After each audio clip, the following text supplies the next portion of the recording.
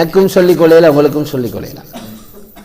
யாரையும் நம்பி எதையும் நம்பி உலகத்துல தப்பீடேலும்னு நினைச்சிடவானோ. எந்த அமைப்புக்கோ எந்த அறிவாளிக்கோ யாருக்கோ அல்லாஹ் உத்தரவாதம் தரல சுவர்க்கம் என்று. எவருக்கும் போய்த்து சேர்றவருக்கும் போற இடம் தெரியா, யாருக்கும் தெரியா. எந்த அளவுக்குண்டா ரசூலுல்லாவுடைய ரொம்ப நெருக்கமான மகள் தான் ஃபாத்திமா ரலியல்லாஹு அன்ஹா. 40 வயசுல நுபுவத்து கிடைச்சதிலிருந்து வாப்பாக்கு வந்த கஷ்டங்களின் போது கிட்ட இருந்த மகள் அவங்க. எல்லா கஷ்டங்களையும் கை கொடுத்தா போயிட்டு. உஹது யுத்தத்துல காயம் வந்த நேரம் ரத்தம் எல்லாம் முகத்தால தொடச்சி கழுவினது அவங்க தான். புகாரில ரிவாயத் இருக்குது. பாய் துண்டு எடுத்து சுட்டு ரத்தம் போடுறத நிப்பட்டினதும் அவங்க தான். அந்த மருத்துவத்தையும் செஞ்சாங்க, கை மருத்துவத்தை. நபி ஸல்லல்லாஹு அலைஹி வஸல்லம் பயணங்கள் போறண்டா கடைசியா அவங்கள பார்த்துட்டு தான் போவாங்களாம். பயணம் போயிட்டு வந்தா மஸ்ஜிதுக்கு வந்து 2 ரக்காத் தொழுதுட்டு முக்கியஸ்தர்களை சந்திச்சுட்டு மனைவிமாரோட வீட்டுக்கல்ல போற மகளை போயிட்டு முத்தம் விடுவாங்களாம். அது இறக்கத்தை தானே காட்டுது.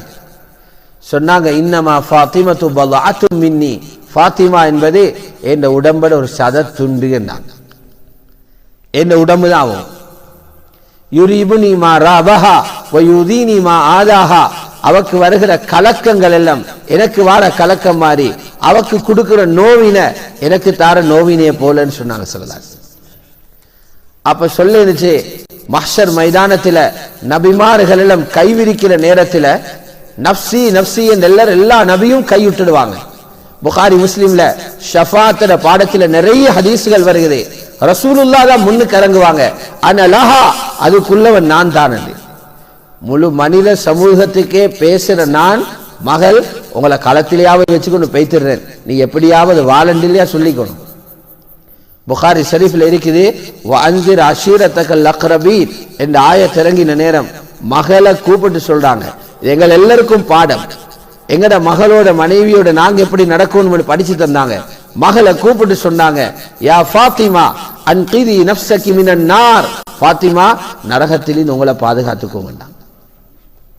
ரசூலுல்லாஹ் அவங்களோட மகளை சொல்றாங்கன்னா, நாங்க எவ்வளவு கவலையோட பொறுப்போட நடுக்கத்தோட வாழணும் இந்த பூமியில. இது விளையாட்டான பொறுப்பொன்று இல்லை. இவ்வளவு ஏற்பாடுகளும் உலகத்தில் நடந்திருக்குது. எங்களை விட சக்தி வாய்ந்த வஸ்துக்களை வச்சு எங்களை வேலையை அல்லாஹ் பூர்த்தி செய்யறான். சூரியன் ஏன் காலையில வருது மாலையில போகுது, அதை பத்தி இன்னும் ஆய்வு செஞ்சு கொண்டே இருக்கிறாங்க, வெளிப்படுத்தி கொண்டே இருக்கிறாங்க. சூரியன் எங்களை விட எவ்வளவு பெரிய சக்தி, எங்களுக்காகத்தான் வந்துட்டு போகுது. வானம் பூமி எங்களை விட சக்தி, எங்களுக்கு வேலை செஞ்சு கொண்டிருக்குது. காற்றும் நீரும் எங்களை விட சக்தி வாய்ந்தது, எங்களுக்கு வேலை செஞ்சு கொண்டிருக்குது. இதெல்லாம் செஞ்சு தந்திக்குது. அங்க போற நேரம் நரகவாதியாக பைத்திராமிக்க அல்லாஹ் எல்லாரையும் பாதுகாக்கும். இதுக்கு எங்களுக்கெல்லாம் முதல் தந்திக்கிறான், கேபிட்டல் தந்திக்கிறான். பிசினஸ் பண்ணி சுவர்க்கத்தை வாங்கி கொண்டு வாங்க. பூமிக்கு மேல் எங்கட வேலை வியாபாரம் பண்றது. என்ன வியாபாரம் தெரியுமா? கொஞ்ச நாளையில இடிஞ்சு விழுகிற கட்டிடத்தை அல்ல, கொஞ்ச நாளையில இரும்புக்கு விற்கிற வாகனத்தை அல்ல, கொஞ்ச நாளையில பழைய கடந்து ஒதுக்குற இடத்தை அல்ல. எங்களுக்குள்ள வியாபாரம் முடியாத அழியாத சொர்க்கத்தை வாங்குறது. அந்த பிசினஸ் தான் நாங்க பண்ணுவோம். மனுஷன் கேட்டா பாருங்க, மனுஷனுக்கு தெரியவாம் அவன் தாரண்டி. நல்ல வைக்கல்ல வந்து யாரிடப்பாண்டா ஏண்ட வைக்கல் என்றாரு. நல்ல திறமையான வேலை மீடியாவில் எல்லாம் போகுது. யார் இந்த வேலை செஞ்ச? நான் செஞ்சேன் என்றார். நான் என்ற ஏன் என்ற ஏண்டு என்றாரு. எதை காட்டுறாரு? எதை காட்டி சொல்றாரு? போட்டிக்கிற சேட்டாது அல்லது படிச்சு வேற யூனிவர்சிட்டியில் எடுத்தாரு சர்டிபிகேட், அதையா காட்டுறாரு? நான் மனுஷனுக்கு அவன தெரியாதான். ஃபுலைல் இப்னு இயாத் ரஹ்மத்துல்லாஹி அலைஹி மிகப்பெரிய மகான். ஏன் மிகப்பெரிய மகான் தெரியுமா? கிபாரு தாபியீங்கள்ல உள்ளவங்க, மூத்த தாபியீங்கள் உள்ளவங்க.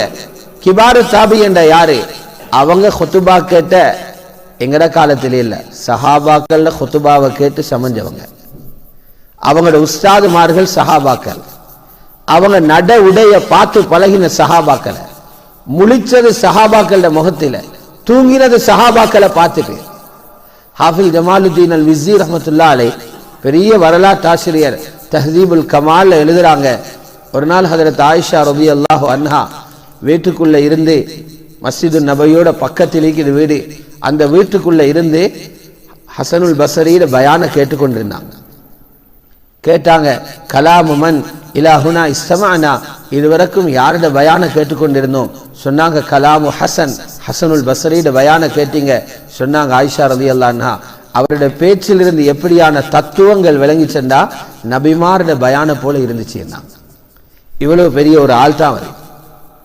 இந்த ஹசனுல் பஸரி ரஹ்மத்துல்லாஹி அலைஹி எங்களை விளங்கப்படுத்துறாங்க, யப்ன ஆதம், ஆதமுடைய மகனே, முதல்ல நீ ஒன்ன விளங்கிக்கோ, இன்னமா அந்த ஐயாம், நீ என்பது உன்னோட பொடி அல்ல, உனக்கிட்ட இருக்கிற பணம் அல்ல, உனக்கிட்ட இருக்கிற சொத்துகள் அல்ல. அல்லாஹ் நீ பிறக்க முந்தியே இத்தனை நாள் தான் வாழ போறன்னு உனக்கு எண்ணி தந்திருக்குது, அந்த நாள்கள் தான் நீ. ஒரு நாள் முடிஞ்சா நீ நினைச்சுக்கோ, கடிகாரத்தில் உள்ள முள்ளு சுத்திருச்சு என்று நினைச்சிடாத, நீ கரைஞ்சிருக்கிறாய். ஃப்ரீசர்ல இருந்து ஐஸ் கட்டி எடுத்து போட்டா எப்படி அந்த ஐஸ் கட்டி கரையுதோ, உப்பு கட்டி எடுத்து தண்ணீர போட்டா கரைஞ்சு கொண்டே போகுமோ, நாள் போக போக நீ கரைஞ்சு கொண்டு போறாய்.